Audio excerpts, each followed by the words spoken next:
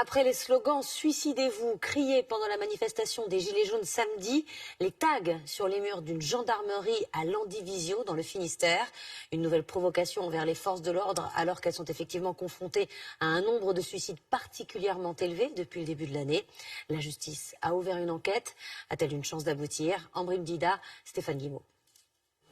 Ces agents municipaux nettoient les traces de tags inscrits la nuit dernière sur une gendarmerie bretonne. Voici ce qu'ils ont trouvé ce matin. Des messages appelant les forces de l'ordre au suicide. C'est extrêmement choquant, c'est révoltant, mais les gendarmes ne se laissent pas impressionner par de tels mots. Des mots déjà entendus dans certaines manifestations de Gilets jaunes, comme ici à Paris samedi dernier. Le parquet de Paris a ouvert une enquête pour outrage sur personne dépositaire de l'autorité publique en Réunion. Un délit passible de 2 ans d'emprisonnement et 30 000 € d'amende. L'outrage, un chef d'accusation trop léger pour les syndicats de police. Il demande plus de fermeté.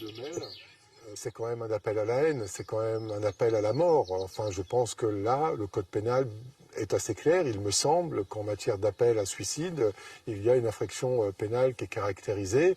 L'incitation au suicide, dans ce cas, la sanction est plus lourde. 3 ans de prison, 45 000 € d'amende. Mais selon cette avocate, dans ce cas précis, le code pénal ne le permet pas. La provocation au suicide, c'est une réelle incitation où une personne commet un suicide ou tente de se suicider. Et on n'est pas dans ce cas de figure-là. Ceux qui ont crié ces slogans ne sont pas encore identifiés.